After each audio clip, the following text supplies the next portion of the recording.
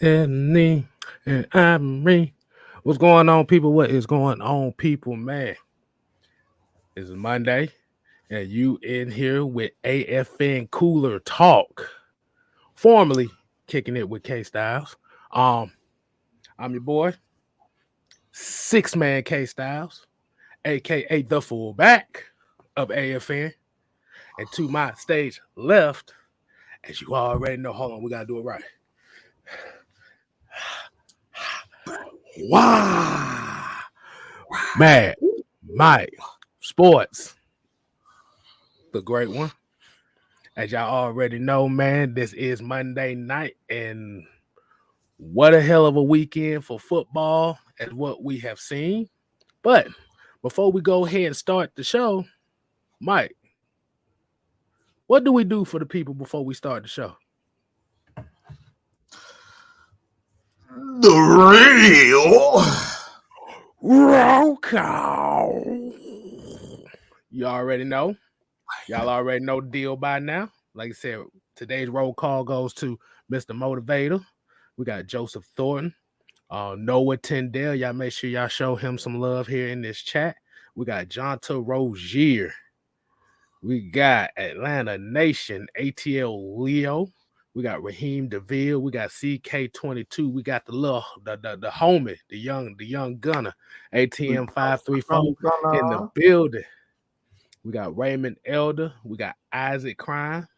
We got Michael Walker, Asia Green, and Mr. Lee. We D Coleman.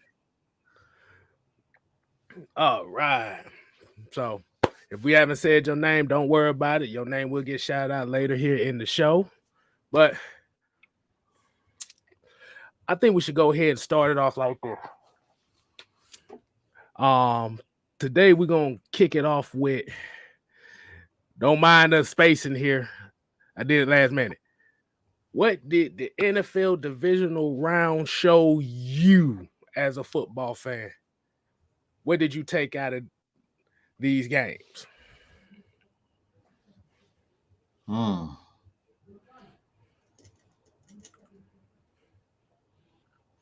probably gonna get a lot of flack for this.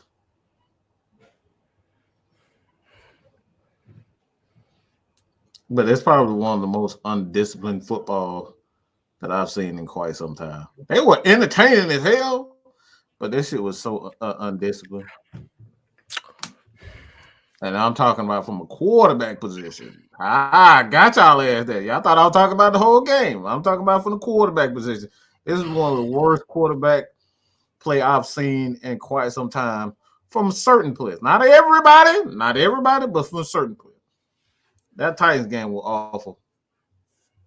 Jesus Christ. That shit was awful quarterback play. Jesus, that was bad.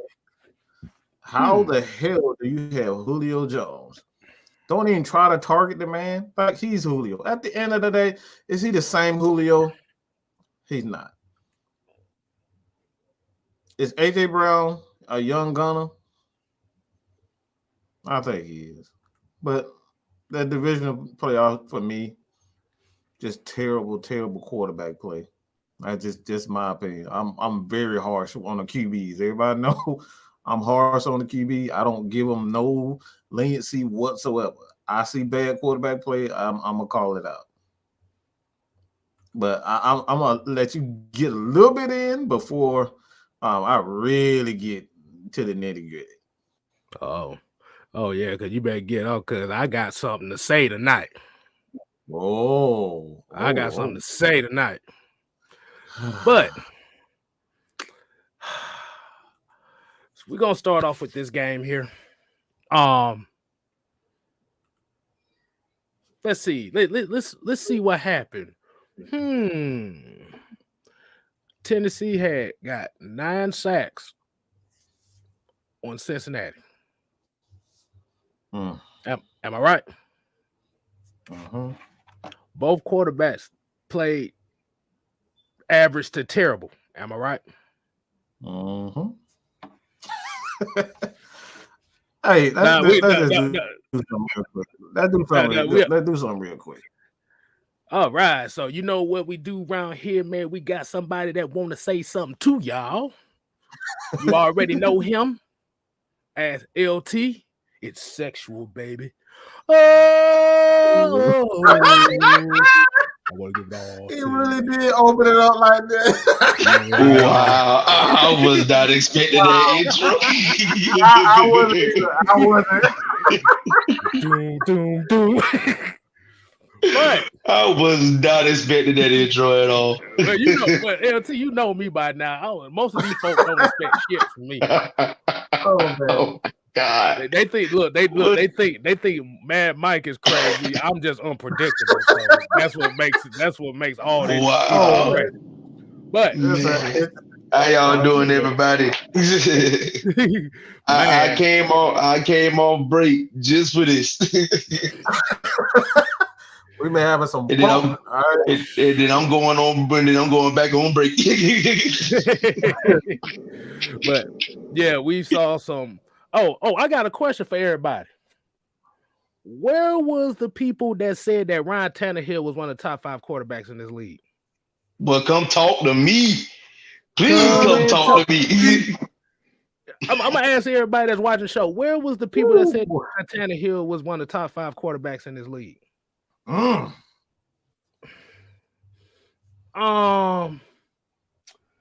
what I saw right there, I saw a Ryan Fitzpatrick game. I saw a Ryan Fitzpatrick type of game. Wow, did he just pull out Fitz? I just did. I just did. I'm for it tonight. I'm for it. Wow. I mean, I got many names for Ryan Fitzpatrick. I call him Fitzpatrick. I call him Fitz Tragic. I call him Fitz Pit Six. I mean, like he's a man of many names, but I ain't gonna lie. I've seen better play from Fitz Tragic than I did see from Tannehill. So let's switch it up there. He was on the Nathan Peterman side of the game. Ooh, boy.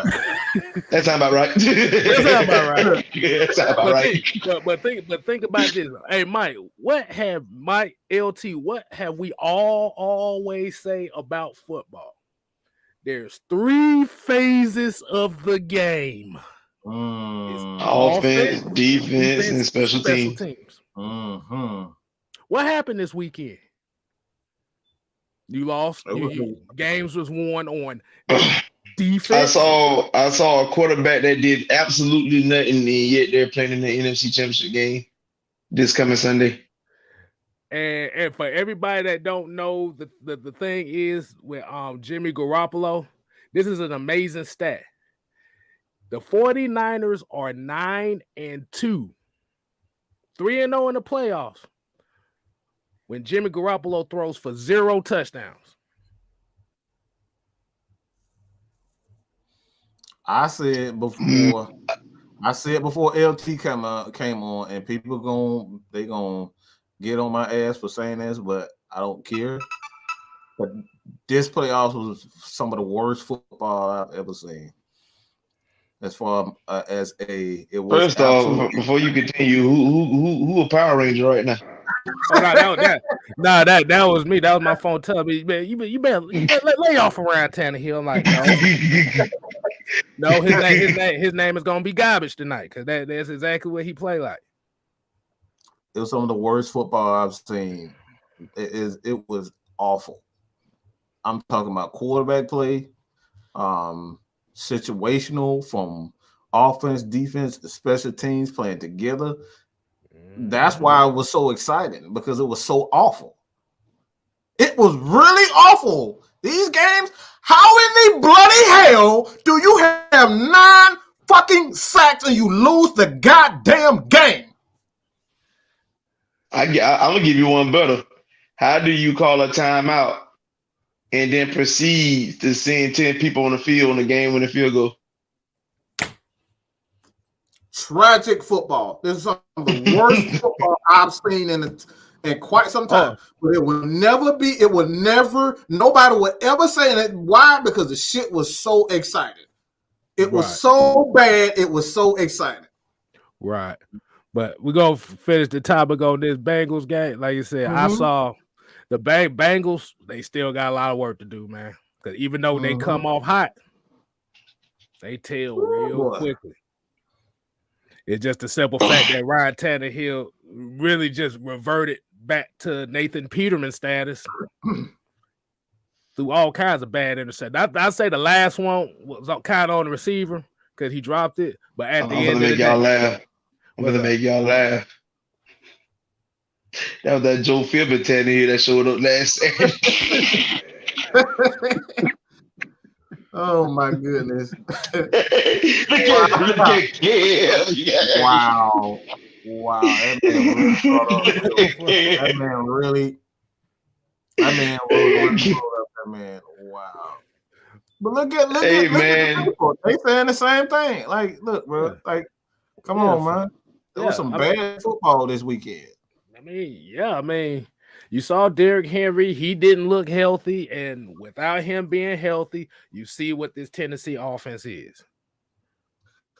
Oh, shout out to the Twitter person. I don't know your name. I wish I remembered your at, but shout out to you for literally one of the best tweets I saw that day was the Titans really risked Derrick Henry. The Titans really had Derrick Henry put a cast iron skillet as a foot to go on the field and lose.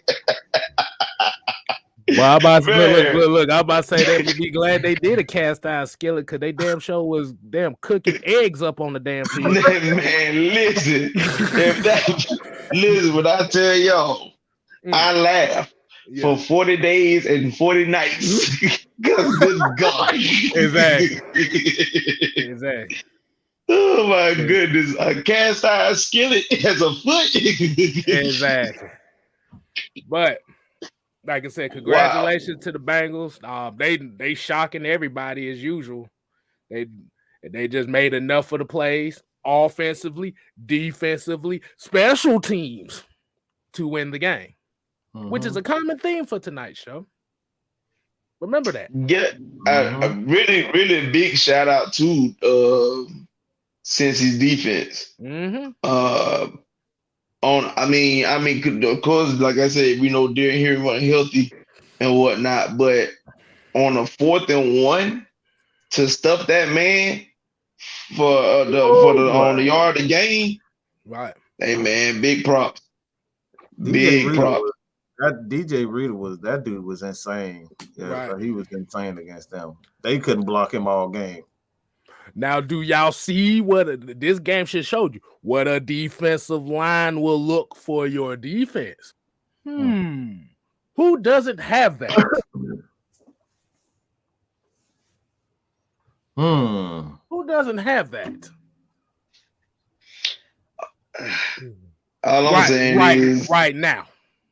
All I'm saying is, I wish Matt Ryan had a defense that got 9 sacks in the game. Oh boy, give Matt Ryan 9 sacks in the game. Give him 9 up. Come on, bro, 9 sacks. Exactly. I will say this as well. Like I've seen Tennessee Titan fans come out and say that if Matt Ryan played on this team, we'd be up 21-3 in the first quarter, no question. And that came from Titan fans. So of course, a lot of Falcon. I'm about to say, Falcon fans. We ain't talking about everybody. We talking about the majority of one. There's certain teams that want your quarterback. That's all they need. I saw at least. I'm just gonna be real. Outside of Buffalo and maybe not Cincinnati, but I can even go as far as saying if Matt Ryan is on Cincinnati, they really blow that team out. Matt Ryan don't take those sacks like a young Joe Burrow does. He took a lot of unnecessary sacks. He took some terrible sacks, bro. At some point, you gotta learn how to throw that ball away. And somebody had the nerve to tweet out that both NFC championship games, all of them were mobile quarterbacks. That's it. I was like this. I said, what the hell mobility are you looking at? I tell people all the time, Patrick Mahomes is the first time he's looked mobile all year. He hasn't been doing it all freaking year. He don't do That's it the often. reason why he was struggling. He I just had to do it. I mean, Brady looked like a rickety old jalopy out there. So, Oh man. Boy, Boy. Speaking of We're that, gonna get on that one. We're gonna get on do that you want to get on that one, or do you want to talk about the game everybody want to talk about? You want to get to the one everybody's been talking about? Does this game require a QB that weigh green and they level 12? Yeah, let's go ahead. Let's go ahead and get this out the way. Let's go in order. We'll go in order. Okay, Yeah, we're gonna go in order. Next game. 49ers, Packers, 13, the motherfucking 10. Just think about that, bro. All I'm gonna say is the old saying still stands. Defense wins championships. Mm-hmm. Defense, not offense. Defense wins championships. I understand what y'all saw that miss last night, but again, defense. Cause that game, cause that don't happen if one of those teams playing against one of those other teams that played in this game. That's all I'm saying. Defense. There's that bad man named Aaron Rodgers. I want to throw out a stat for you guys, and this goes for the Packers, and I'm going to say something that's probably going to piss people off again, but I'm going to just come out and say it. Aaron Rodgers is overrated. He's probably one of the dumbest great quarterbacks I've ever seen. He's literally the dumbest great quarterback I've seen. Why? I'm about to read this stat out to you. Because there's no excuse for a guy with his ability and his knowledge and his experience to have a stat line like this. Okay, so just let me read this to you guys. All right. 20 for 29, 225, no touchdown, no interceptions, a quarterback rating of 91.9. But this is the kicker. This is the kicker right here. This is ultimately the reason why they lost that game. 9 catches, 129, 9 catches, 90 yards, 1 catch, 6 yards, 1 catch, 0 yards. He literally threw to 4 people. But most of the guys that he threw to the entire game were AJ Jones and Devontae Adams. That's literally all he was targeting the whole fucking game. You cannot win games in the playoffs throwing to 2 people. How the hell do you expect to win when you're literally throwing to the same people? 2 people had 10 catches between themselves. Why isn't this dude being called the fuck out? It's been one of the most overrated quarterbacks in the history of the game. He has blown leads. He's done absolutely nothing. Do you guys see that at the bottom? 49ers defeat the Packers 13-10 at home. I mean, can we be honest? We all had done said the 49ers did us justice last week by beating the Cowboys. You know, because we all want to see the Cowboys lose. But for you to walk in, here's the worst part about it.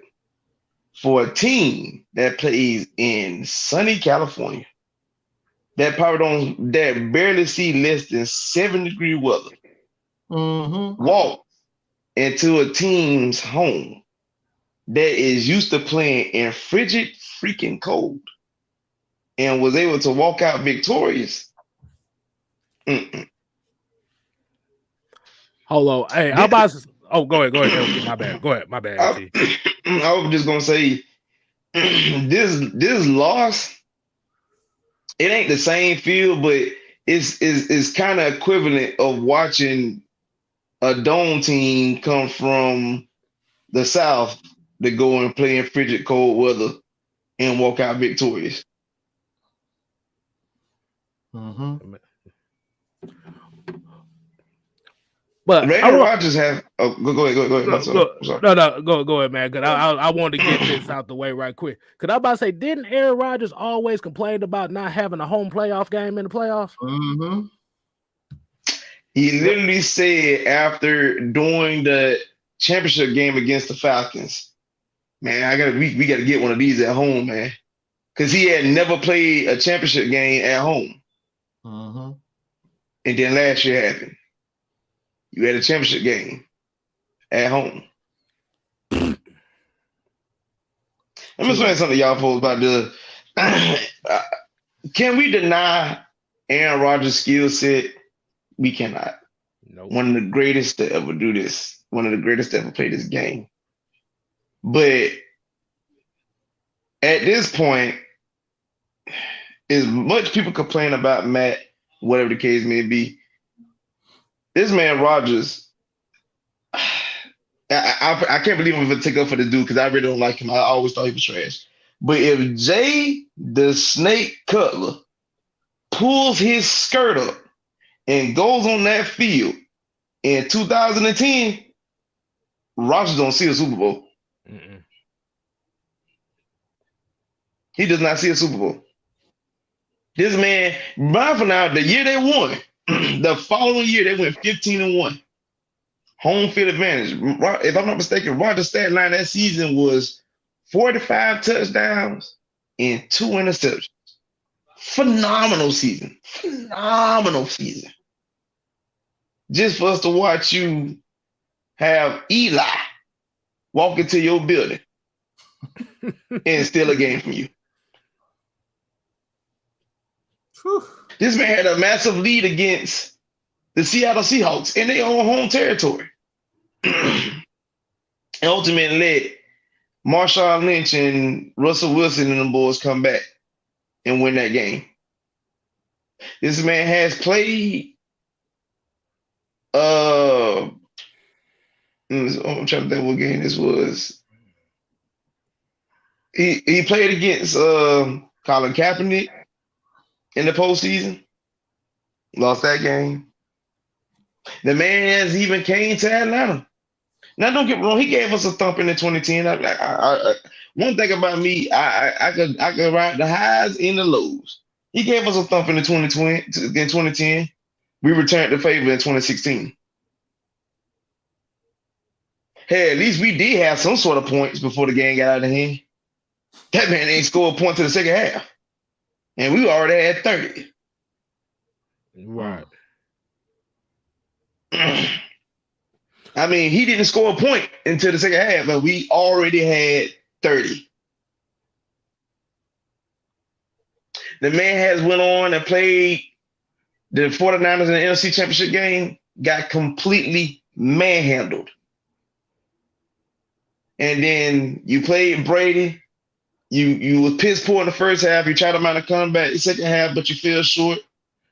And then you ultimately lose again against the 49ers. Now, let me tell you something. This man got playoff losses to Colin Kaepernick. This man got playoff loss. He got not one, but 2 playoff losses to Jimmy Garoppolo. What? Are you serious? 31-0 at halftime. Yeesh. Remember, the same Jimmy Garoppolo that most 49er fans don't even want. They don't even want this man. I mean, could you blame him? The man escaped the sack, rolled right, and threw an interception. when your tight end was open for at least about 3 seconds prior to you throwing the pick to him, trying to force the ball to him. What are we doing, people? You can't keep calling this man a bad man when this man ain't done nothing but choke year after year after year after year. And the crazy part about it is I've watched Matt lose games in the postseason after playing phenomenal. And he doesn't get another chance to even get on the field because his defense will not get the ball back in the fourth quarter. I watched that man go out there in an NFC championship game had against one of the best defenses that year, the top 2 defense that year, throw and goes 32 for 30. I'm sorry, let me make sure I'm correct. 32 for 40, 396 yards, 2 touchdowns, 1 interception, and one from a loss. But be that as it may, like I've seen people play worse. I'll like Jimmy G, and now I'm playing in the NFC Championship game.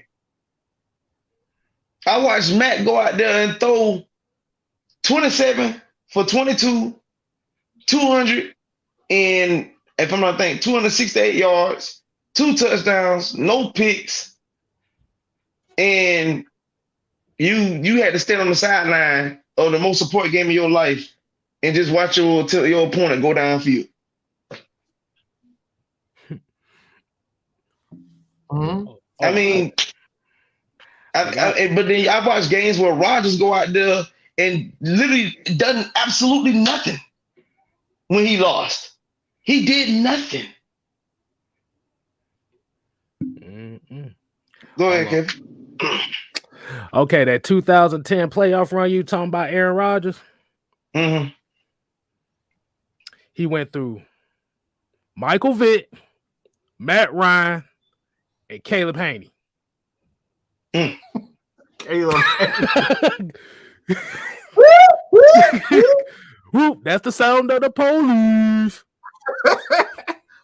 My man said Caleb Haney. Boy. So remember, that was the game where listen, both Atlanta fans and Chicago fans wish they could flip-flop one or the other.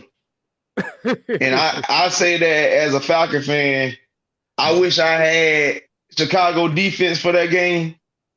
And I'm pretty sure Chicago probably wish they had Matt Ryan for that game. Right. It wasn't perfect for neither one. We had the QB, didn't have the defense. They had the defense, didn't have the QB. But like you said, the narrative is Aaron Rodgers get all the excuses. But when you got other quarterbacks, I'm not even going to just throw Matt Ryan in here. I'm going to just say with any other quarterback that has a resume like that or plays in games like that, they'll rip him to shreds. But because he got the State Farm commercials and the discount double checks and he be on the Pat McAfee show all the time, I like, nah, bro. Let me ask you, let me tell y'all good folks something. Do y'all know that every year that Rodgers, and more than likely, he's probably going to be league MVP again this year. But do y'all know that every year Rodgers won league MVP, he was there to accept it? Even the one year that Matt Ryan won league MVP, he wasn't even at the award show to accept it. He had a game to play the next day.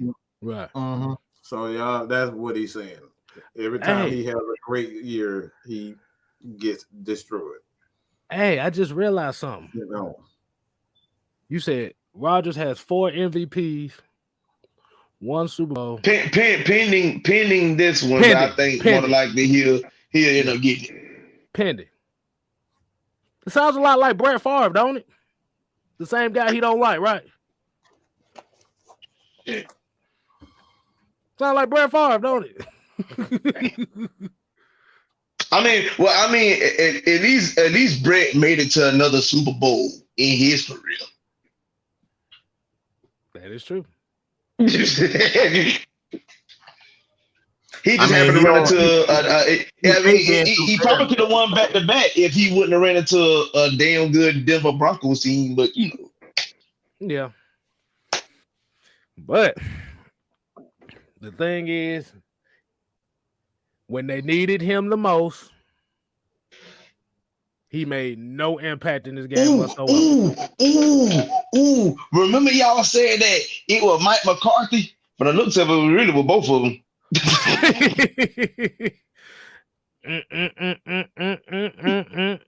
Because McCarthy gone, but the performance still the same. So we can basically say that Aaron Rodgers is a regular season quarterback. The greatest of all time. Because the problem is yes, we can say he won the Super Bowl back in 2010. Remember New Jack City? Remember when she said, I was the prom queen of the high 1979. You out here eating trash off the ground with me now. What did that mean? New Jack City, shake your booty. Right, exactly. Michael Walker here said he takes Peyton Manning's spot as the greatest regular season quarterback ever. I don't know, man. I mean, that's really disrespectful to Peyton Manning. And let me say this, because in Peyton's career, at least a man played in 4 Super Bowls. Right. Rodgers ain't been the one since. A lot of his defenses were a lot like Matt Ryan. He had no defenses doing a lot of his runs. They were all offense. Until they got Bob Sanders, that's when they started to make a turn for the better. Bob Sanders and Robert Mathis burst on the scene. But that's what they started.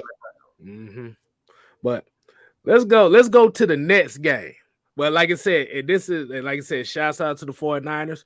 What was the theme of this game? Defense, special teams won this game. And LT said something earlier. He was like, how did a sunny California team that's not used to Lambeau's weather conditions go into Lambeau and beat them? Because San Francisco's team is built to play in cold weather. Defense win championships. I really wanna. You can't lose if your opponent ain't scoring. You can't win if you're not controlling that clock. I always say defense. Defense does run the damn ball. You gotta run that damn ball. You don't run that ball, you don't have an opportunity to play defense. And give your defense enough time to rest. A lot of rest. Runtheball.com. Exactly. You gotta have balance. That's why I always say, everybody always talk about that 2000 Baltimore Ravens defense, but they don't have that. They don't have that season if it's not for that Jonathan Ogden, that offensive lineman, and Jamal Lewis. Like Trent Dilfer didn't really have to do much, but check the ball down to Sharp, Shannon Sharp, Ty Heat. Like that's all they had to do. Check the ball down. He didn't have to do much. So balance, like defense is the top, but you don't win without that balance. You gotta have balance, and that's why I love what the Falcons and also a Savannah great, one of the guys that played a very pivotal running back that's from my hometown. He was a very key piece to that championship run. Go ahead and say his name one more again. Jamal Lewis. Didn't nobody want to tackle him. No. And he's really that big in person, people. He really is. Oh, I've seen him in person too. I seen him at the airport. I said, "Good God Almighty!" This was after he retired. I said, "You look like damn dude." When I finally met him in person, he was still active. He was playing for Cleveland, but you still working out. He's still active, and this dude was on a whole nother level.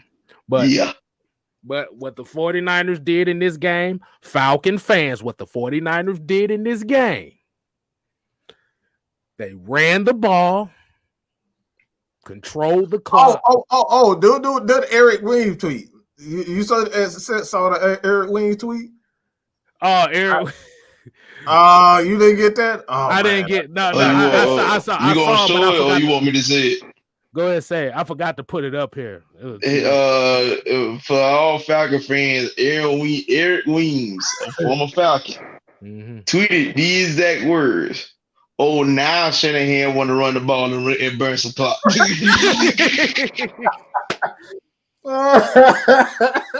Exactly. And this should segue right into this game. Wait a minute. Man. Let's go ahead and segue into the next game. With that tweet coming out and what took place in this game, I don't care what nobody say. We done said it. We got some sources that told us, they know some folks that work within the organization of that night. But the Atlanta Falcons, our beloved Atlanta Falcons, really got screwed 4 years ago. Well, fit to be 5 years ago. Our beloved Falcons got screwed.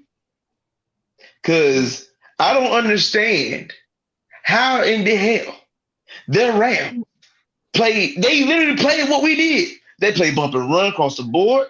They put pressure on the quarterback. They was giving Brady nightmares. Oh, y'all better believe. Oh, he looked 44.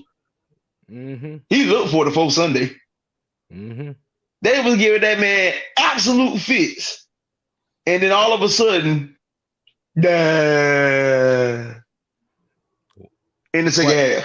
What that mean? What that mean? They got a little bit smoke. They got a little bubble gum on them. They got a little bubble gum.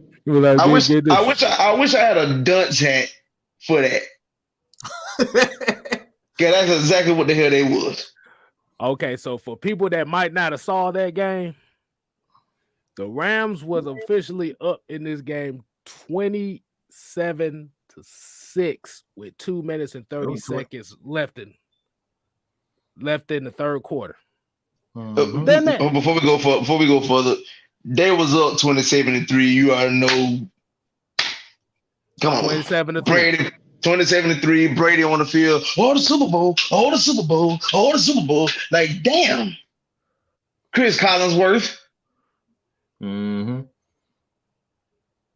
know. We lived it. Come on, you won't let nobody forget it. Come on. Y'all can't tell me that like this stuff continuously happen the exact same. It's never any different from what every time he plays in the playoff, it's the same story. It develops the same way. He gets down by 20. He did it this year with the Falcons. The Falcons got up, and then all of a sudden they get stupid. It wasn't this year. It was last year though.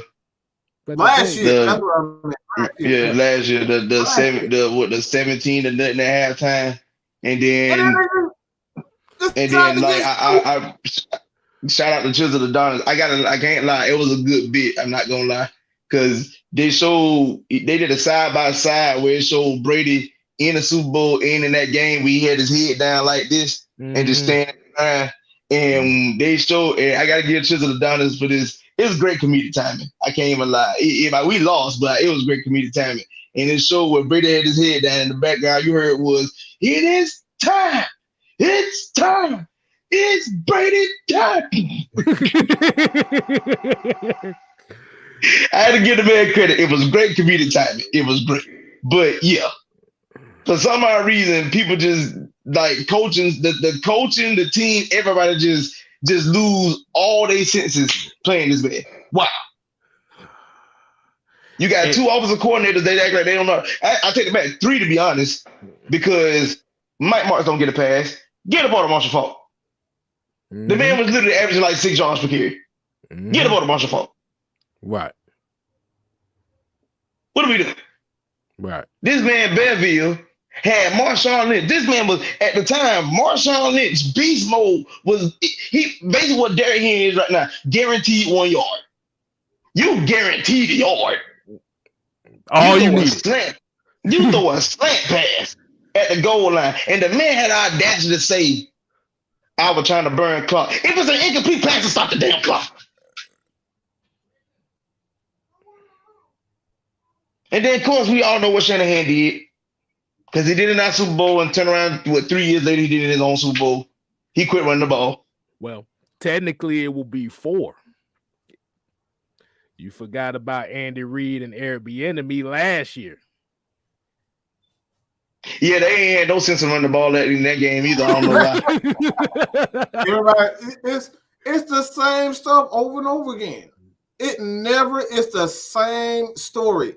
And somebody told me this. But y'all know who can't quit running the ball? Wait, no. Somebody told me this yesterday. I didn't really think about this, but I was on Twitter and somebody said he said these exact words. He said, when you are better, you see these things happen. You see these things unfold every time. And people thought he was crazy when he said it. But people who bet on these games, they see these patterns every freaking time. It's all about really betting, man. And a lot of people win and lose money on this guy. Because like I said, it never fails. It's the same story. We got guys that have been in the league for 30 years, and then all of a sudden they get Why? Why do everybody always why do we not remember to run the ball? Why is it that everybody started doing goofy stuff, fumbling the ball, not going out of bounds? The defense all of a sudden, did anybody pay attention to this? And I'm about to tell you, did anybody pay attention to the Rams defense? They have been playing bump and run the entire game, and then the fourth quarter, he goes to cover. He got Jalen Ramsey 10 yards away. No safety help. They have been giving him safety help all game, and then the fourth quarter comes. We're gonna play off. Where have we seen this script before? This is a coincidence that guy played. For anybody that's that was big cartoon fans like I was and kind of still is. We had a show back in the day that had these 3 friends, and they all shared the same name, and it was just like, and for some odd reason, when it comes to the culture style playing the Brady, all you keep hearing is "Hello, light." Hello, light. Hello, light. Hello, light. That's all you see. Ed Nettie. Oh my goodness. It was like, bro, it couldn't have got scripted so perfectly because it literally went the exact same way. I need me a jawbreaker, Eddie.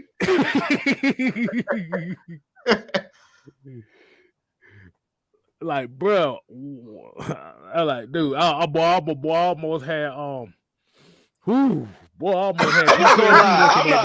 not even a Rams fan. I like to have a conundrum. Right. Exactly, because it's like you attacked him, you bust Brady in the mouth, but it was like once Brady got busted in the mouth, your asses went conservative.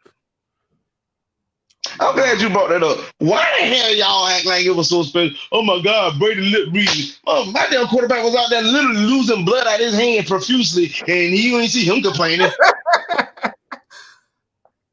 You really could have bled the fucking death. Literally. Now you literally seen blood just gushing out of this man's hand, and y'all looking like, and now y'all, oh my God. I'm bleeding. Wait, what Dave Chappelle say? I'm bleeding.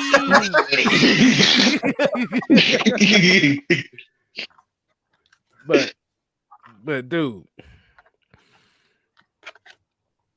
I'm just saying, bro. All the fumbles, really. Literally, you get a strip sack on Brady and great field position. The very next play, your center snaps the ball 30 yards behind. Ain't no reason for him to snap that ball at that time. It ain't no crowd noise. It ain't nothing going. He just snaps the ball. Come on, bro. All the real wrestling fans remember this from back in the day. I wanted to pull a Triple H of Mankind. I wanted to take the center, put his head between my legs, and pedigree him on thumbtack. Like they was literally trying to give that game away. And like I said, we have to think about it. The only points that they scored, really, they scored 3 field goals in the second half. Am I right? Yeah. All I'm saying is it was like watching that game unfold like it did. It was like, Master Bruce, how do you want your ex? I want him with a side of Tom Brady. Like you literally like Alfred the game, like you serving it up on the silver platter. What are we doing? Oh, you said they tried to superhead that game, bro? They tried to superhead that game, bro. Well, in the play. Well, the difference is, at least Mr. Marcus can get a second round. In the playoffs, you want to done. That's it. I'm sorry. But like I said, Tom Brady gets eliminated. Antonio Brown petty as hell. That was. Antonio Brown. Everybody knew that was coming. I was just waiting for it. And he give. That man said, I just can't stop laughing. That man said, I can't stop laughing. Hey, man. That boy petty, bro. All I'm saying is, though, I just want to ask y'all two and our fans the question. Is Cooper Kupp the best receiver in the league? No. No. He's Okay. the most targeted receiver in the league. He's the most targeted. Oh, okay. Different. He got great. He's a good receiver. He's one hell of a like he's one hell of a receiver, but I wouldn't put him as the best. Top 5? Let's see. Yeah. Let's see. Top 5. Let me see. You still got Hopkins. I'm just going off of I'm not going off a particular order on number 1 through 5. Let me see. Yeah. You got Adams. Mm-hmm. You got Hopkins. Mm-hmm. Still got to put Julio up there, even though it's a bad year. No. No. No. You Gotta be on the field. You gotta be on. Well, hold on. Let me do it like this. You done got kicked off the island. Basically. Yeah, I would say, Cooper Kupp may be top 5 in this league, but the best, no. I understand. I was just asking. Even though he had the fumble, and somebody like this person here, Joe DeBrave, he said Stafford definitely deserves his credit.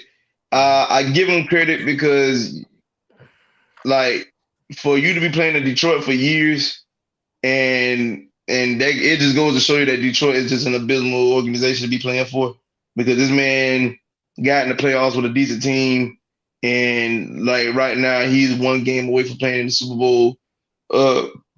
Even though the game was pretty much getting served on the silver platter, for him to make the throws that he did late, I got to give him credit for that. Like, but also Todd Bowles do zero coverage. And guess what? Really do.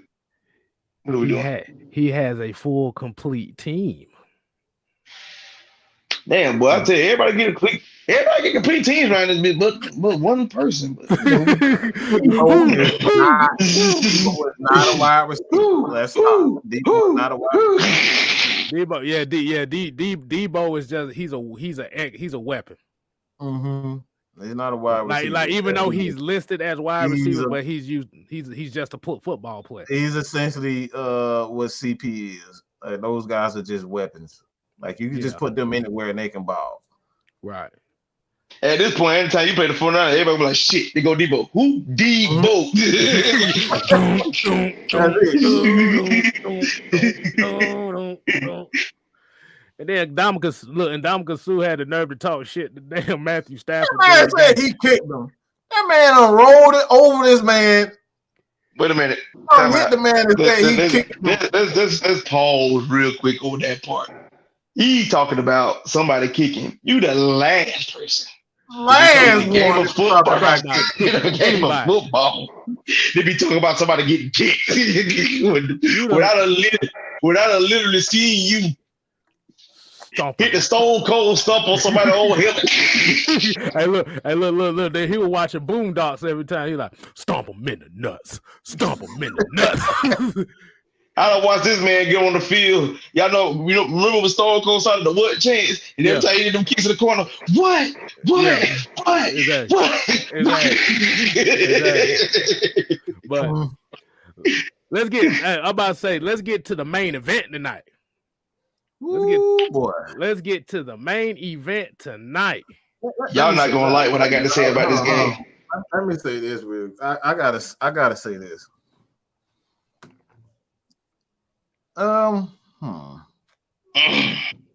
want to go straight to the biggest topic? I mean, everything is pretty much, everything ties in, so it's all going into one. Okay, I'm gonna say this. I'll kind of set it up like this. This game was the ultimate game where you saw exactly what I was talking about. This is one of the worst playoffs that I've seen as far as being a complete team. The absolute worst.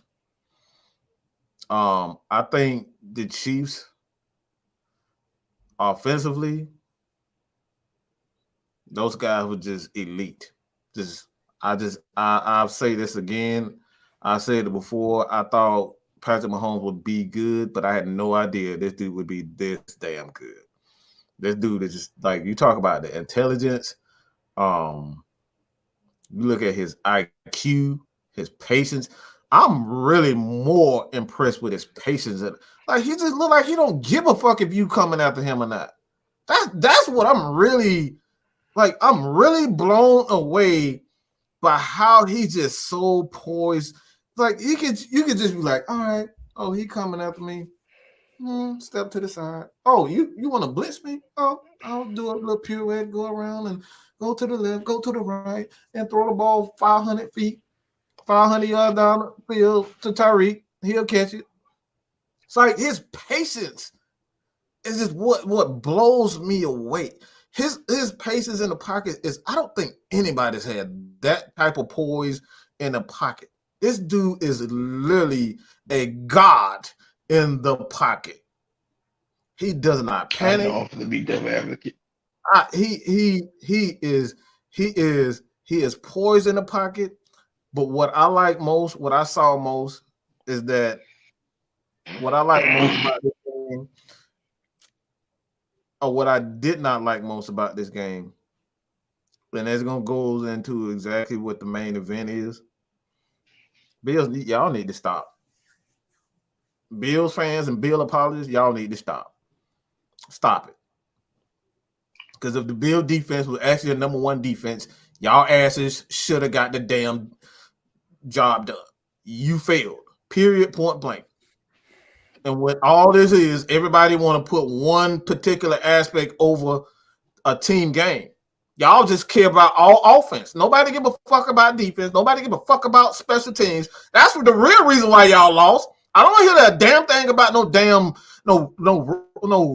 overtime rule. That's not why y'all lost. Y'all lost because y'all couldn't fuck with Tyreek on special teams. Y'all lost because y'all defense couldn't get one damn stop in 14 seconds. That's the real reason. It ain't because your boy Josh Allen didn't get enough time. Josh Allen played absolutely phenomenal, but that's not the reason why. Y'all lost because y'all was not a complete team. And let's be honest, even with Honey Badger out, The Chiefs was a complete team. Y'all weren't. Period. Point blank. All right, let me be devil's advocate here because I would say this about Mahomes. Phenomenal player, phenomenal game. The man is one of the young great players of this league. I would say this with the magical play that he does. If a person wraps him up and brings him down, it's a different conversation. Yes, I give him credit for stepping out of tackles and whatnot, but sometimes a lot of guys be second guessing themselves when they get close to him because of the magic. Sometimes just all you gotta do is just get close enough, grab him, and hold on to him. It'll solve a lot of that. But with me being said, I will go back to what Mike just got on the the last couple minutes of this game. Let me tell y'all something. This is exactly what's wrong with football. Like, this is exactly what's wrong with football. High scoring games, I'm not feeling that. I'm not feeling seeing you. There's no way two teams should be able to put up a combined 18 points in a matter of like a minute and some change. No way. That is absolutely abysmal.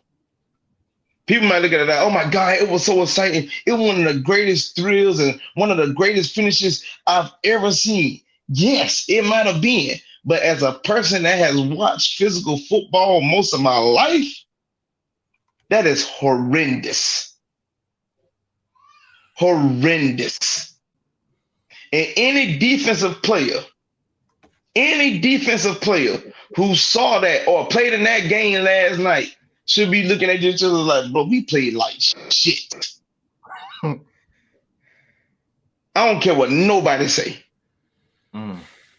You better believe if you even though the season been over, you think Ray Lewis would have walked off that field like, man, we played even if they won, man, we played a hell of a game, man. We got the win.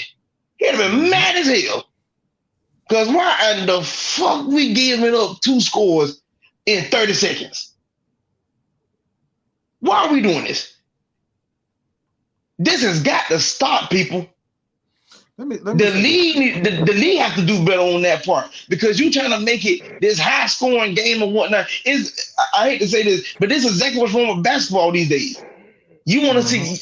I don't like seeing teams putting up 120, 130 points in a game. I came from an era halftime. It's 45, 48. Yeah, that's halftime. Shit, that's the first quarter now. That's the first quarter. That's the first quarter now. But no defense being played. Real quick. The reason why I said what I said about, we got to put the onus on the defense. Because we say, I hear it's a common even here. It's like it's nothing wrong with the overtime rules, play some defense. It's like that. Don't you guys think? I think that rule is absolutely perfect because we in a time right now where they're like all they really want to do is focus on offense. So if the defense won't play defense and get the game over, we'll goddamn do it. That's why they built the rule to begin with. Y'all ain't playing no defense, we'll end the game for you. Because if you're not going to play defense, you're going to have teams going back and forth for 4, 5, for overtime because defenses can't stop. So that's why the rule is put in place. Bills fans, I want y'all to listen to me closer to what all Bills fans they're gonna end up running to this video. I want y'all to listen to me good. I understand the overtime rules kind of y'all feel messed up about it. As a Falcon fan, I had to deal with it, and I dealt with it on the biggest stage of them all. I did not complain once about the overtime rule. But here's what I wanted to tell y'all. Your defense, to my recollect, was the #1 defense in the league this year. How can y'all not stop somebody in 13 seconds? Okay, so I look at the look of your face. Go ahead and give your thoughts. K-Star really has something to say, so let's give him the floor Floor right is now. yours, dog. You got Yeah, it. he been irking about this today. So You got it, kid. Look at that man's face. Look at his fucking face. I'm finna tell you right now, and this is not to anybody in particular. Mm-hmm. But why the fuck are we trying to give participation trophies for motherfuckers that ain't doing their job?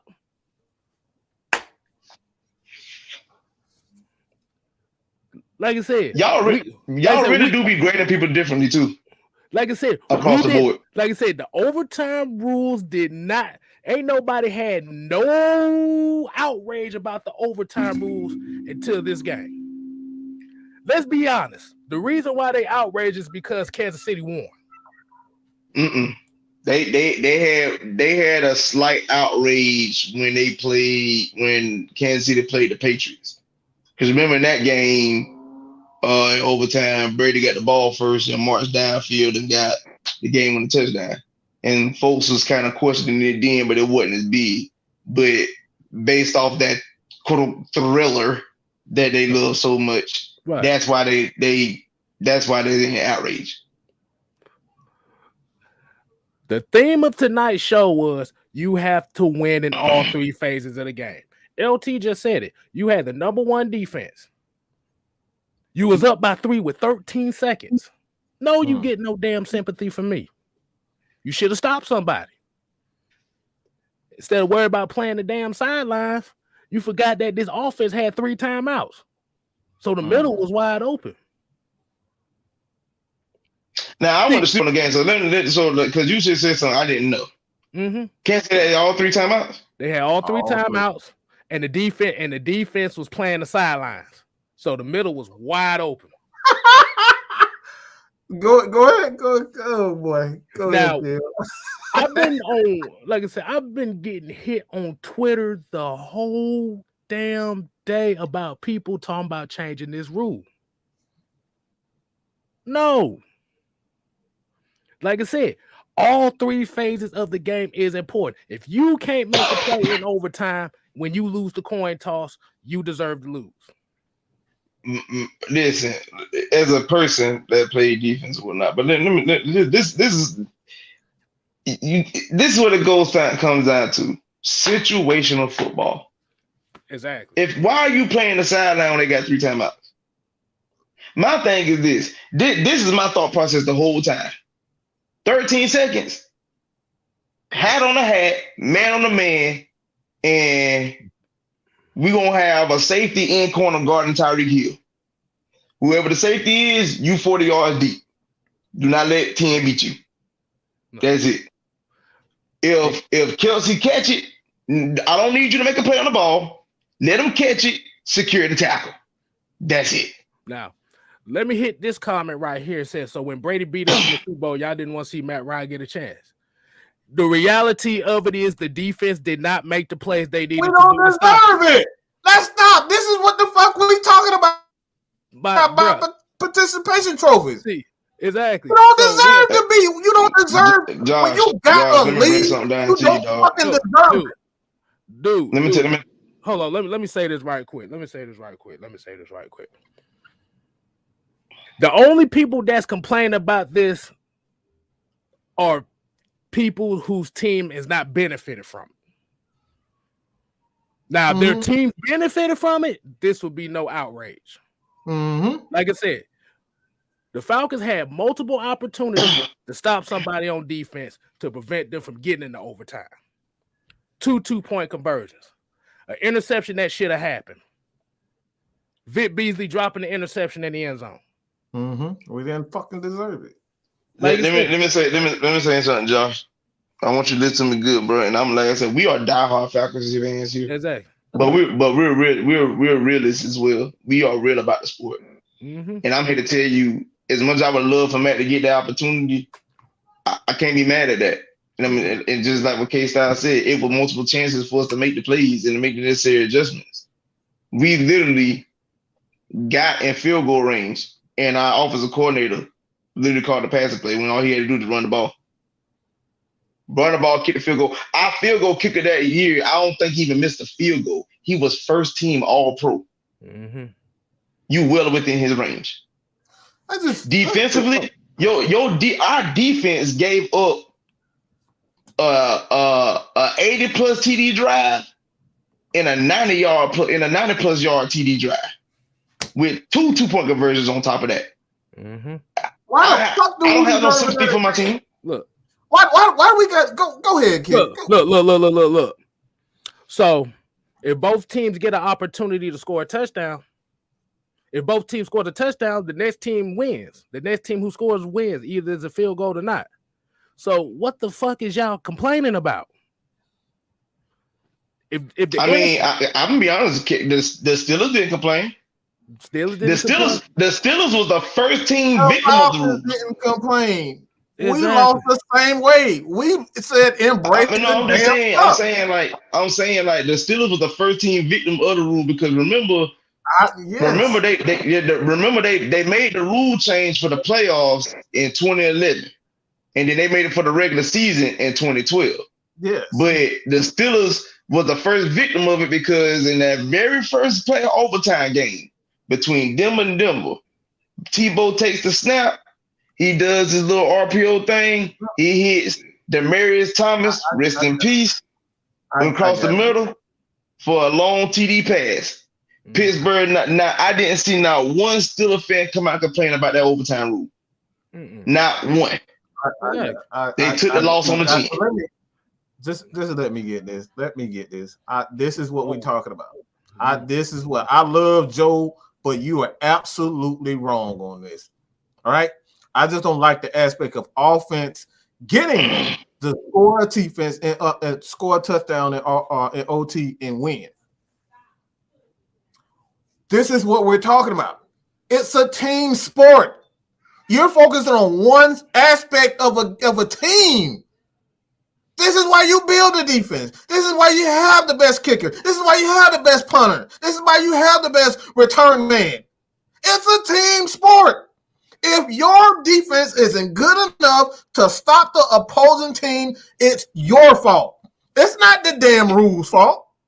Can we be? I'm gonna be honest with y'all, people. I want y'all to listen to me really good because here's the thing about the overtime rule. Yes, if a touchdown is scored on the very first possession of OT, the game is over. Now, this is what I want y'all to understand about that. If your defense forces the opponent to punch you the football back, the next scores wins. Field goal.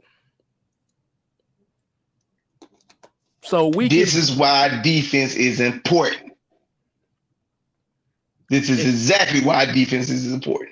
And we sitting here bitching and complaining about overtime.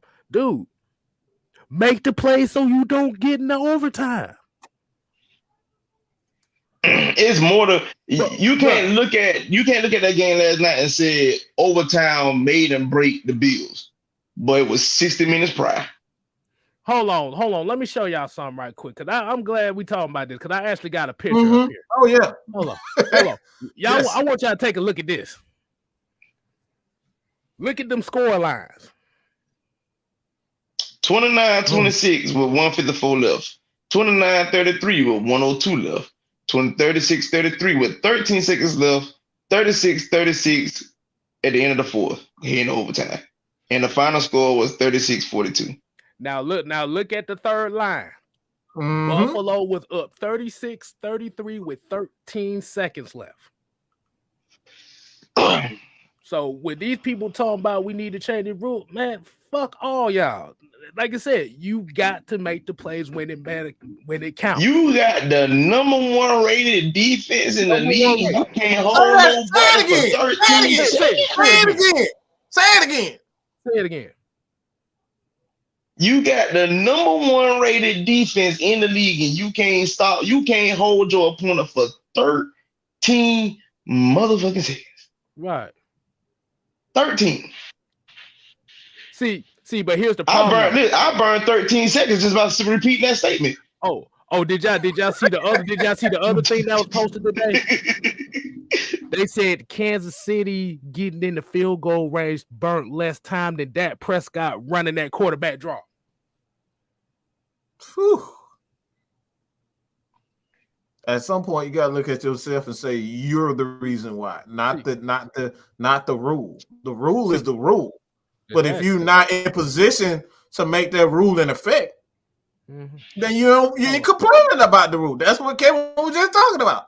If you don't do your job, that rule doesn't apply. If you do your job, that rule doesn't apply. So is it really the rule's fault or is your damn fault? Look, I'm about to say y'all like overtime loss. Y'all like to complain. Seconds. Look, y'all like to complain about Matt Ryan and the Falcons not doing their job in regulation. Where's the same energy for this team? That's why I said they get no sympathy from me. You lost in 13 seconds. 13 seconds.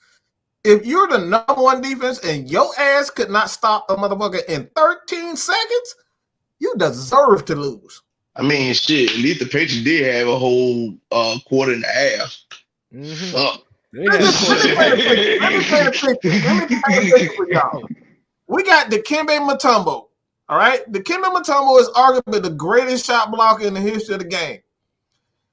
This is the game on the line. You got Michael Jordan coming, and he's about to, let's say Michael Jordan, damn Vince Carter, somebody. He got one job to do, and his job is to block the shot. Don't let Michael Jordan or Vince Carter dunk on him, and he doesn't do his job. Whose fault is it? Right. Exactly. And then Kid Quest here said the only time the overtime rule didn't work for a team's favor was the Saints when they played the Rams. The only reason why it didn't work because Drew Brees threw an interception in overtime, which put the Rams in field goal range to win the game. At the end of the day, like I said, the reason why is people want to see the college rule because they want to see the teams keep playing. Listen, I got to go to work in the morning. I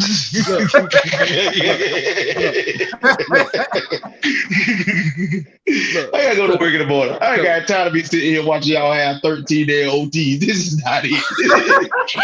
Exactly. Let me ask y'all a question. So if they had the college football rule in OT, y'all gonna sit up and watch the game? And what happens if your star players get hurt in overtime? What's gonna be the excuse there? And you got a point, because I'm gonna tell you something. I'm older now. I have responsibilities, so I can't stay up that late. But you laughing. But when I was a teenager in high school that didn't have that many responsibilities, I was up to 1 a.m. watching a Big East tournament, and I watched two teams play 7 OTs. Oh man. Look. I'm about to say the way y'all complaining about overtime, you might as well just do away with overtime and give both of them the win. That's what it sounds like y'all doing. And what's the fun in that?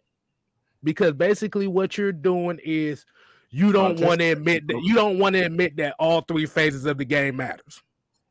That's pretty much what it comes down to. Y'all don't care about defense. Y'all don't care about special teams. Y'all don't care about third down conversions. Y'all don't care about third down stops. Y'all don't care about turnovers. Y'all just want to see offenses put points on the board. Stop listening to ESPN. I don't care if it's a field goal. I don't care if it's a touchdown. If you cannot stop, if you cannot do your job, if you're a shot blocker and you don't block shots, you get dunked on. That's your fault. You did not do your job. As a defense, your job is to tackle, make sure they don't move or have as little progress as possible. Force them to punt. They did not do that. So at the end of the day, that rule does not apply if you do your job. The rule does not apply if you do your job. So Joe, Joe, you say, so honest question, why change the rule from field goal wins it in the first place then? You could make the same argument your defense should keep them from getting the field goal range. That's the point we're making, because the rule states in overtime, whoever receives the ball first and goes downfield and scores a touchdown, the game is over. But if your defense come up with a stop and stops the team that got the ball first, that means next scores wins. That mean that mean they defense got to do their job too. Exactly. And then you said, why change the rule from field goal wins it in the first place then? At the end of the day, your defense still had to make plays regardless. Okay, so say if the Falcons are OT. Say if the Falcons are OT. And we got the ball first, but we got stopped. Special teams. I mean, your punter need to do his job and play field position. If we could pin them inside the 10 and your defense forced them to punt the ball back to you, now the ball back in your hands. You go right downfield, get in the field goal range, game over. Or if time expires, we just gotta leave this bitch with a tie. Hey, look. What they want is they want the XFL rules where you scramble to the damn 50-yard line and get the ball in order to get in overtime. That's what they want. They want to play throw them up, bust them up to see who gets the ball first in overtime. Like I said, I love Joe. But at the end of the day, it's three phases of the game. And if your phase cannot stop the other phase, then you deserve to lose. Exactly. Period, point blank. Exactly. Like I said, I once again will say, how are you the number one defense and you cannot stop somebody in 13 seconds? 13 seconds. We're talking about 13 seconds. So, just take a second. Take a second to think. We couldn't even win the Carolina game. I think it was like 20-something seconds on the clock with Matt Ryan. I forget what the Carolina game when he threw the Marcus Jenkins on the sideline. It was a little bit more time than that. It was a bit more time. It was less time than that. It was 6. It was 6 and seconds. You want to know? It was 6 seconds, and I'm gonna tell y'all what was stupid about that. Because as amazing of a moment it was for me as a Falcon fan and as for the Falcons for Matt rookie year. Why didn't Chicago kick it deep? I understand people may be like, but this is the thing, dude. This is why we keep telling y'all it's about 3 phases of the game. You didn't want to kick it deep because you want to keep it from a possible kick return from happening. But then you squib kicked it, and our guy ended up catching it at the right spot. And all we needed was one good throw. Okay. That's all you needed. Yeah. It was mindful in that game. Special teams had pretty much cost us. Because if Jason Elam make the field goal that he missed prior, we're not in that position.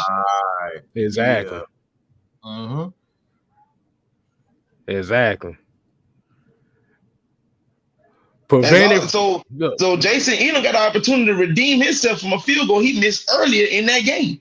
Matter of fact, in that quarter.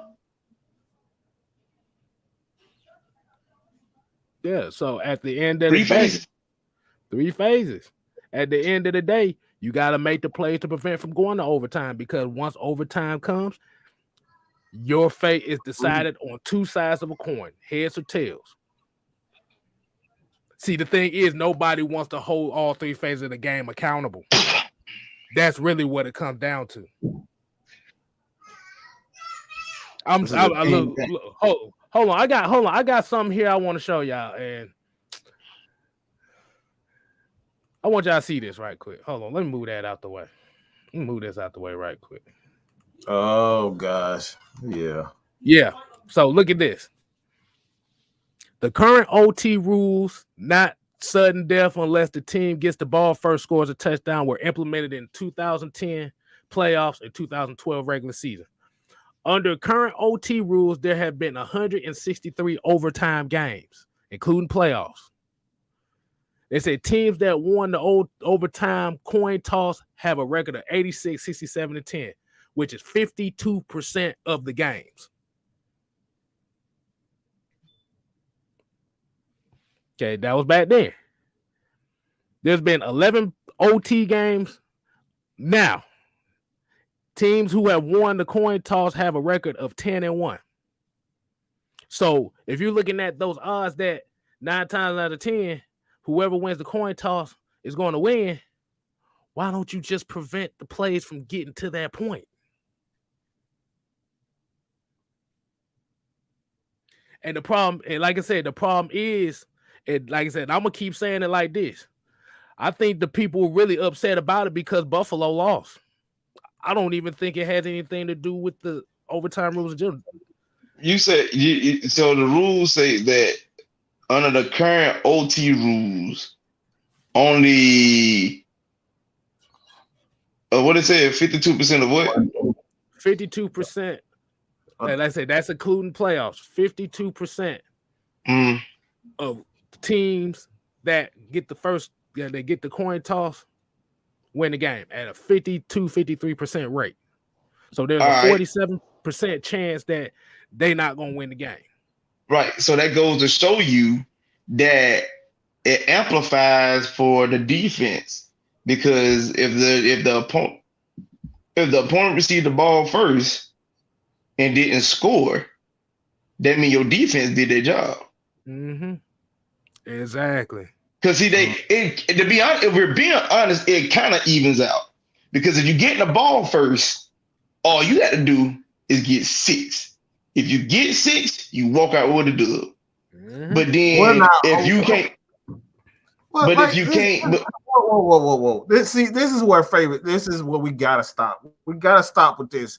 We gotta stop with this favoritism.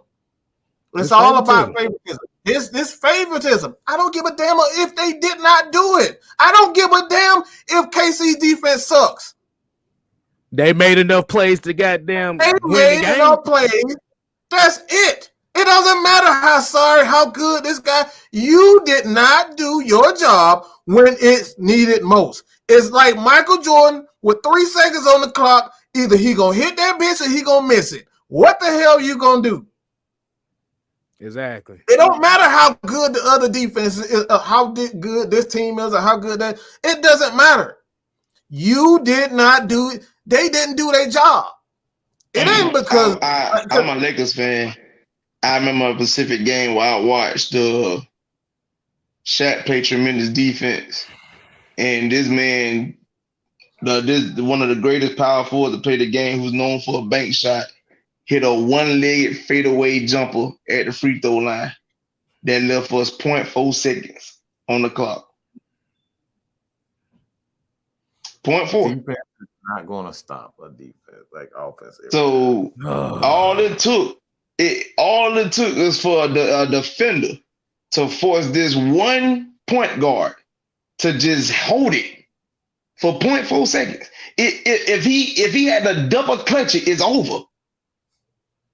But you allow that man to get one free release, enough to get off a shot in less than a whole second, of 4/10 of a second. Right. And we walked out of San Antonio victorious. Yeah. See, and then like I said, these comments right here, this just letting me know y'all don't give a fuck about defense. Joe and Andrew, they don't give a damn about defense. If your defense hold the offense, no matter how good the offense is, if your defense does its job, then you ain't got nothing to worry about. See, because you keep talking about how bad KC defense was. They did enough to win the game. But again, number one defense in the league, 13 seconds. I about to say who won the game. 13 seconds. You cannot listen, dog. You cannot talk about OT when you can't stop somebody in 13 seconds. Exactly. Why are you talking about Kansas City defense when the number one defense couldn't even do their job? In 13 so you talking seconds. about how bad you up here talking about how bad KC defense is? They ain't number one. I'm about to say y'all might well go watch some flag football then. How about that? On top of that, they didn't have their best player. They didn't have Honey Badger. Exactly. So you want to throw that in there? Buffalo had all their stars except for Davis. I mean, because like you said, we can nitpick on this because I'm here to tell you when Josh Allen threw that TD on 4th and 13, and you find a wide open receiver in the back of the end zone. You better believe Honey Badger wouldn't have left that man open like that. Right. Ain't no possible way.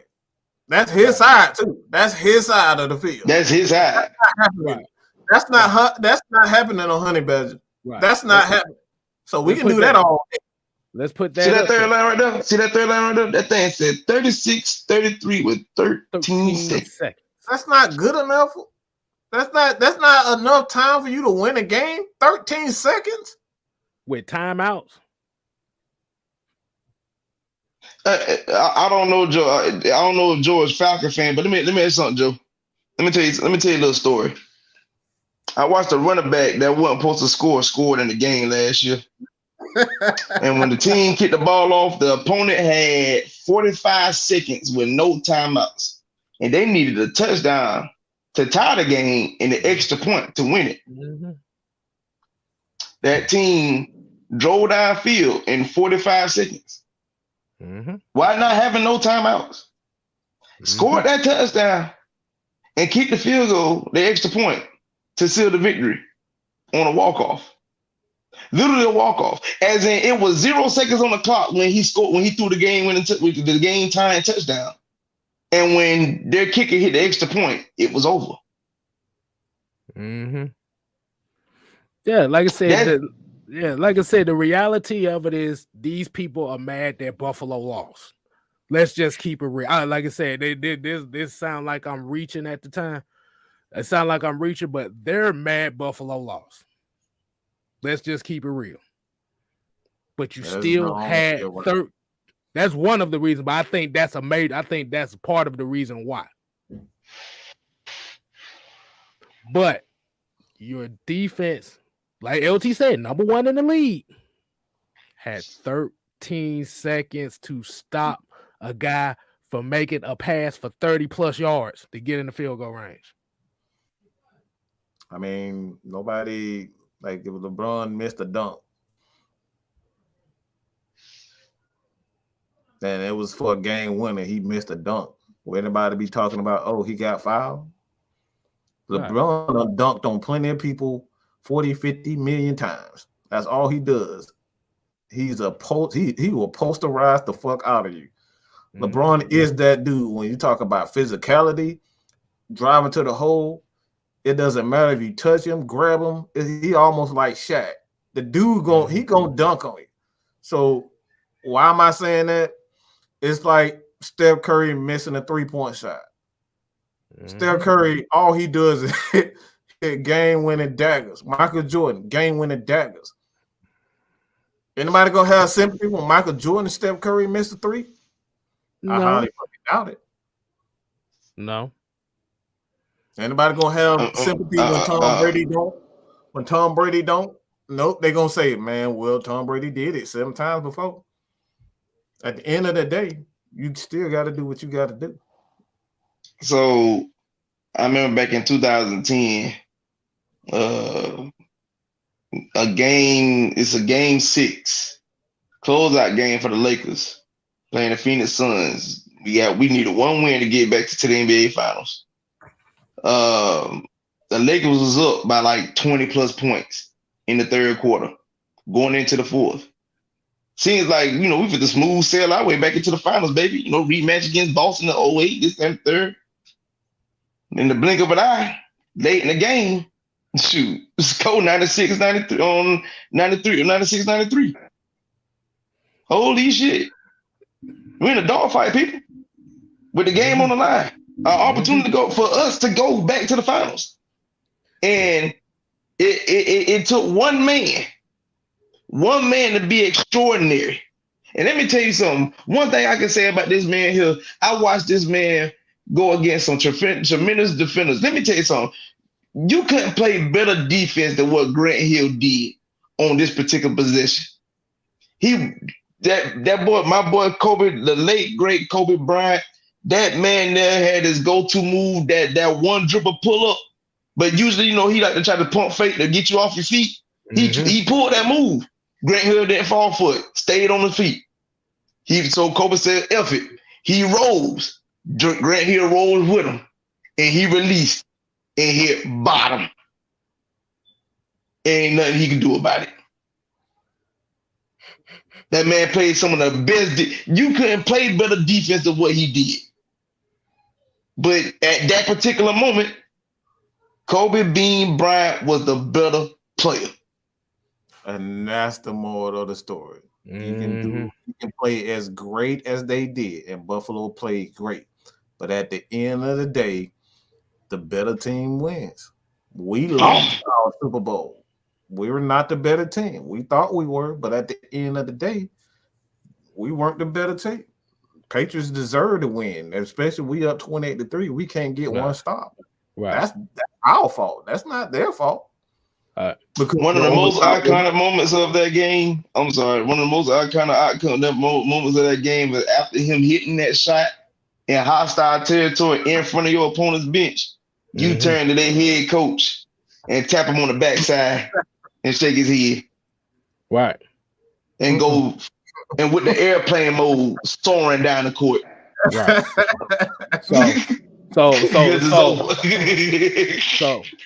So Andrew, Joe, Clay, why didn't they defense make a play in 13 seconds to prevent overtime? That's all we saying. Why didn't they make the play in 13 seconds? Cause eventually what y'all are doing right now, y'all want participation trophies for both teams. Exactly. That's all it comes down to. And like I said, the Falcons was victim of this in the Super Bowl. At the end of the day, we didn't make the plays. We didn't continuously make the plays. The reason why I want to say this real quick about the rule. The reason why they implemented the rule is because they didn't want to, like, they still got TV contracts. Okay, I want to just throw some technical stuff in there. The reason why they put that in place is because they can't afford to overlap other programs that they have in place. So this is one of the main reasons why they came up. So you can't just have 10, like if you actually go back and look at ESPN, if they go on 4, 5, 6 other channels, this is why they had ESPN 2, 3 News and all of them, ESPN University, all they got that in place because typically when they go over their designated time, they always change inside. You can watch the remainder of this game on ESPN 2. And then the schedule, the regular scheduled program after takes over that channel. So you can't just keep playing the damn game over some other stuff. So technically, that's the reason why the rule in place to shorten the game, so they won't, because they can actually be fined and all that type of stuff for going over. So at the end of the day, it's a business move. On top of just look, you got to do your damn job. Because let me say this, a dude, because like I'm gonna speak on two things. One, a dude by the name of Cornell Hayes said, "What does it take to be number one? 2 is not a winner. 3 nobody remembers. Mm-hmm. What does it take to be number one?" So I don't need. It's not about participation trophies. At the end of the day, you got to be number one. Mm-hmm. And right now, currently, based off the playoff format, they are number. Let's see, we got 4 teams there, so they number 5. Mm-hmm. Yeah, like I said, at the end of the day, you could say they was gas. You still on the field. You could get a missed throw somewhere. Exactly. You talking about you could get a missed throw or a tip pass that leads to picks like that. That don't matter, but that don't matter, big dog. See, they're making excuses. That's an excuse. That's an excuse. That's an excuse. Mm-hmm. That's an excuse right there. You talking about they were both gas. You still, if you're on the field, you got to make a play. That's why there's 53 men on the roster. Well, let me tell you something. The game was on the line. It was a tie game in the Tennessee and Cincinnati game. Game on the line, tie game, and instead of Ryan Tannehill throwing the ball to a wide open tight end that's directly in front of him, he decides to throw it and contest the coverage. Yeah. Ball gets tipped in the air, and then it's intercepted. Look, Brian Peoples here said it best. Stop moving the goalposts. You know what? I hope the Falcons get an overtime game next year. I want to see if y'all got that same energy. Because if y'all don't have that same energy, that's all I needed to know. Hey, YouTube is forever. Ass game. All right, I'm gonna just shit, say I don't this. give a damn. They put my face on it. I don't care.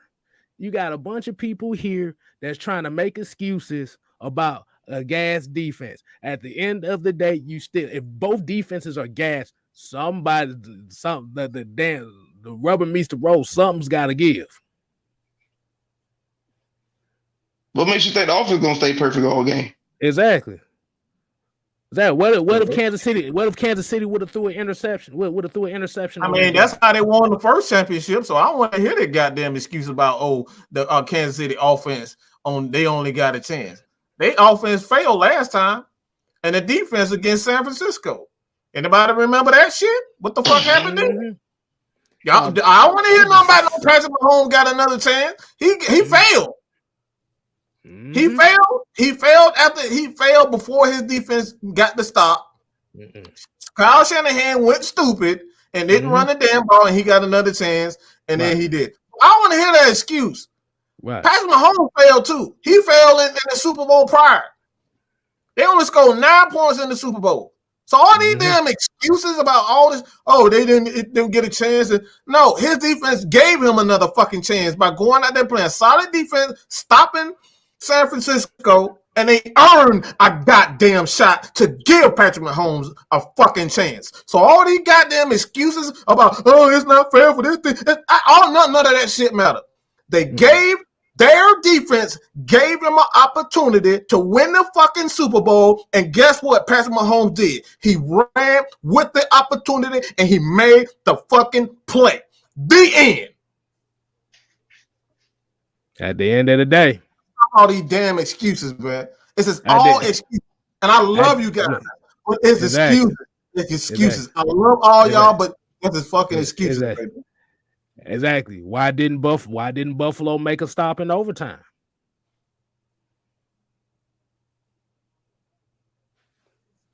If it goes either way, let's just say Buffalo got the coin toss first and they scored on the first drive. Why didn't Kansas City make it? Why Ike Taylor ain't just like shoestring tackle Demaryius Thomas?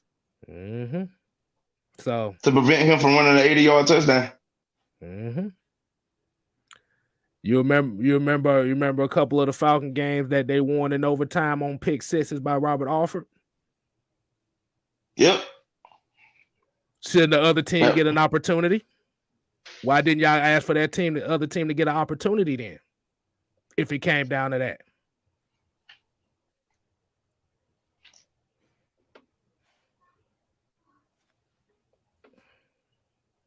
Like I said, at the end of the day, the narrative was everybody wanted to see Josh Allen in the AFC Championship game. They got everybody's 4 opportunities to get it right. They failed all 4 times. That's all. Get to overtime. We're gonna end it with this. Hey, he was just there last year, and he lost to the same dude he just lost to again this year. Exactly. Exactly. Like I said, I love you guys, but that's excuses, bro. They had 4 quarters to get it right. They didn't, and overtime became a factor. Everybody knows what the rules are. You can't just be changing rules every time you don't like something. Especially when you've had opportunity after opportunity after opportunity after opportunity. They had opportunities to score. I mean, let's go back to the previous game where they scored almost every time they had the ball. We forget about that shit. We don't forget about Buffalo scoring every chance that they did. Every last game, they scored a touchdown on every possession.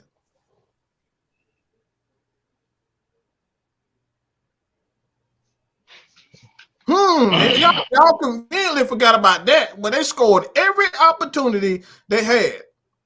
They scored a touchdown every single time. So what? And their defense came up with stops.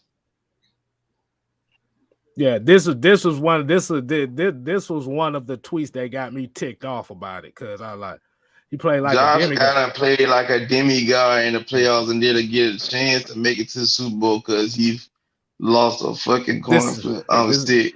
So you automatically presume they was gonna win that AFC Championship game. See, shit like that. is the reason what's wrong with a lot of fans. Because you assume that he was just gonna go to the championship. Like you didn't just watch Joe Burrow win a game after getting sacked 9 damn times. Yeah.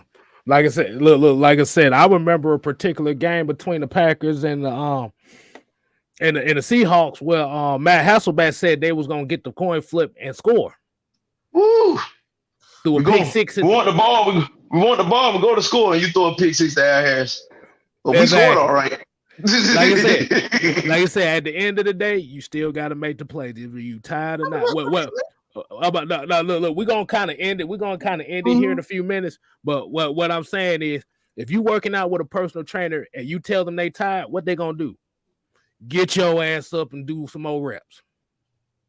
Make that final push. I ain't gonna lie to you. I tried working out, man. My personal trainer told me all the time, get down there and give me 10. I said shit. I told him shit. Get down there and get him. My thing is, why did the NFL got to make it? Why does the NFL has to make it fair for both teams? Why they got to make it fair for both teams? Yeah. They put rules in place. Yeah. You got to follow. Why they got to make it? Why do they have to? See, because what the issue, and then this is what the issue is with it as well. Instead of making it about the game and how much of a shootout this game was and how entertaining this game was, y'all basically discredit Kansas City for winning the game because of a coin. A coin. You disrespect Kansas City by that.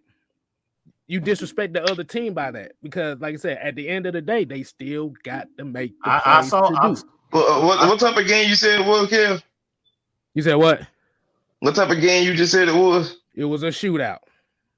And it was a shootout, and what up? Did you say entertaining? Entertainment. Okay. That's really that right there. That right there. That's really what it was because it was entertainment. That's what y'all like. Y'all like entertainment. You don't like football no more.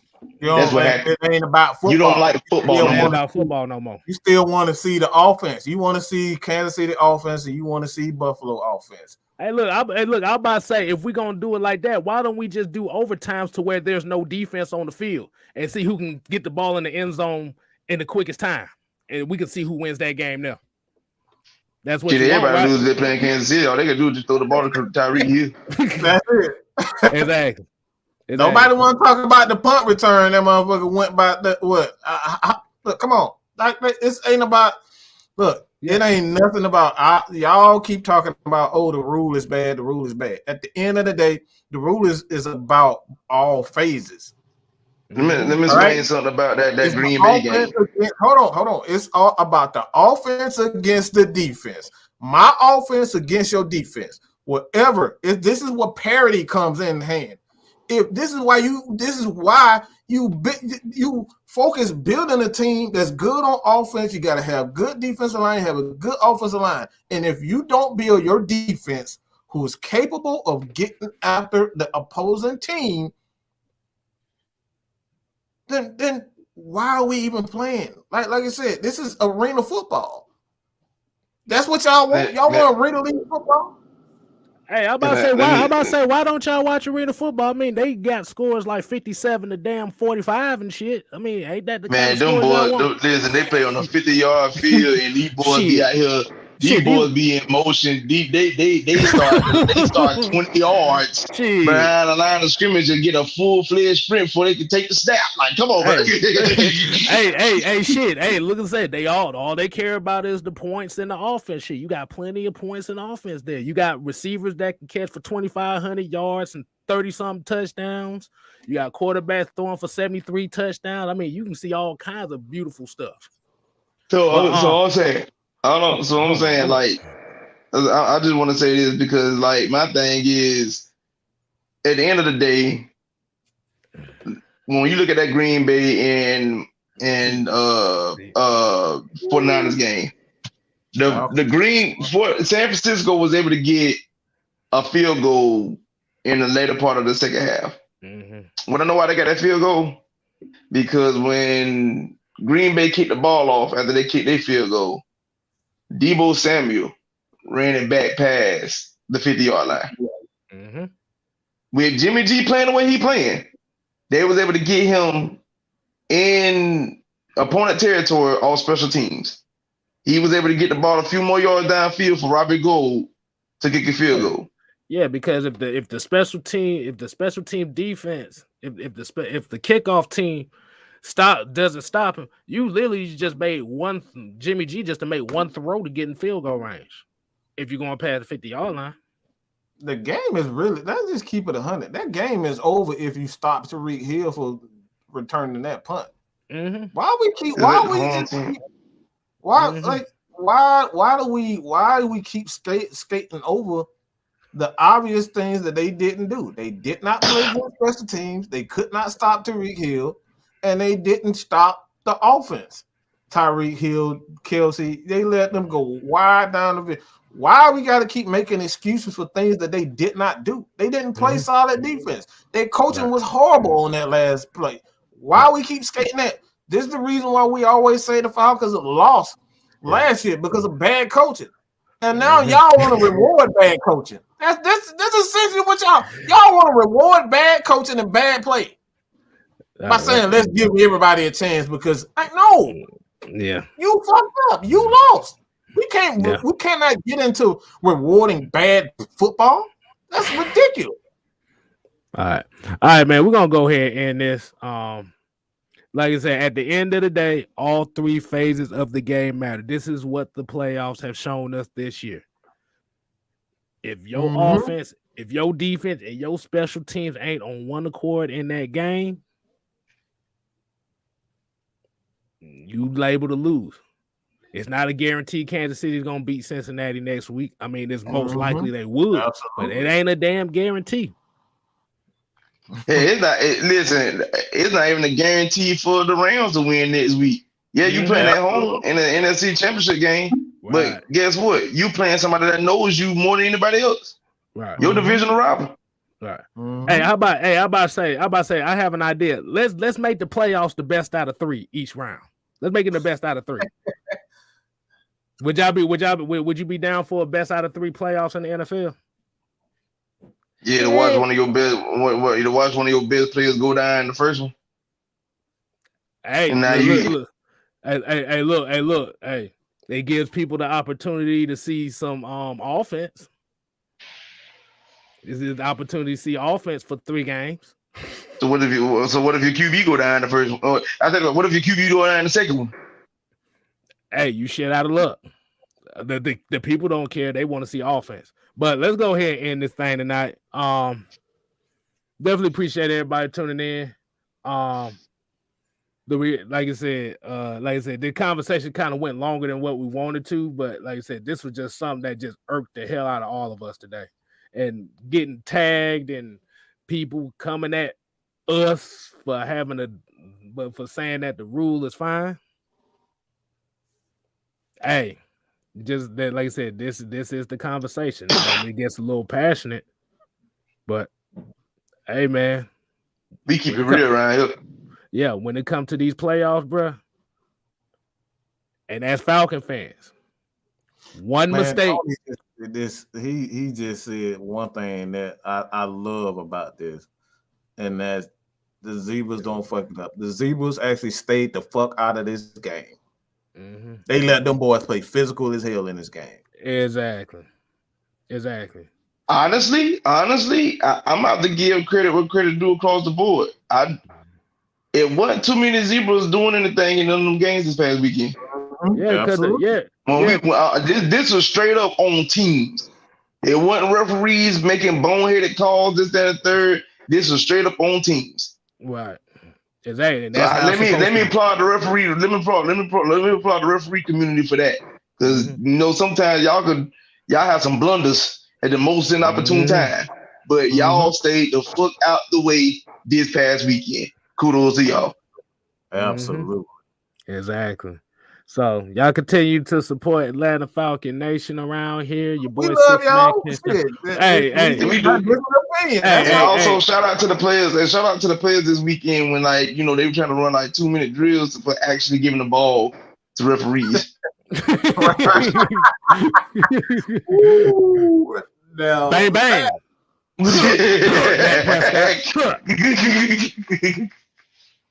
But yeah, man, like I said, it's just about the conversation. Like I said, it got fiery, but at the end of the day, sometimes people, like I said, we have to be boisterous like that because people, we want people to be heard and stuff like that. It's all like I said, you ain't have to agree. We could disagree, but hey, at the end of the day, your team, like I said, if your team makes the plays in regulation, there shouldn't be an overtime. 13 seconds. 13 seconds. You lost the game because you couldn't do your job for 13 seconds. 13 that's seconds. Almost like having second. That's almost having sex for 13 seconds. Man, your girl gonna look at you like you fucking crazy. Mm-hmm. 13 seconds? No, you don't give me more than 13 seconds. Exactly. You be with your girl and that's all you got 13 seconds, boy. She ain't gonna want nothing to do with your ass out there. You can go right under that bed and find that rat. That's all she gonna do. Boy, come on. Boy, listen, if you can't last past 13 seconds, boy. Ooh, Joker that. Like what it said that was that that's about 13 strokes. If that's all you got. Yeah. You go in the bathroom thinking you killing, and all of a sudden you just hear that in the bedroom go. Yeah, you in trouble. But until next time, man. Here, what you doing? What you doing? She gonna really be. Look, busy? Look, she gonna really. I need to come by real quick. This dude went for damn. He ain't shit. Hey, look. She how long gonna wait before you get here? 10 minutes. Oh my God, man. All right, I'll be ready. I'll see you soon. Hey, look. She'll really be. I'ma call on Tyrone. Dang, man, TJ was off. It would have been perfect. Hey, she really gonna be. She gonna be calling Tyrone. She gonna be calling Marquise. She gonna be calling all of them. Certified it. Call it Daquan. Exactly. Daquan. Shit. She might fuck around and just call a dude. She might just call a dude named Dave on your ass. Oh my God. Boy. Hey, don't now while you playing that, don't you sleep on Elroy. Boy, Elroy got them blue chews, boy. Elroy be ready. What? Tear that thing down. He be like, hey man, I'm so he done came through smelling like juke. Got that #1 granddaddy chain on. That doggone silk shirt. He bopping. Hey, what did Eddie Griffin say? Oh, you want you an automobile. Hey, man. Hey, I'm done, man. Y'all, Hey, look, AFN, man, we ain't here to play. We here to stay. You ain't got to go home. You got to get the hell. You gotta get the hell out of here, man. Deuces.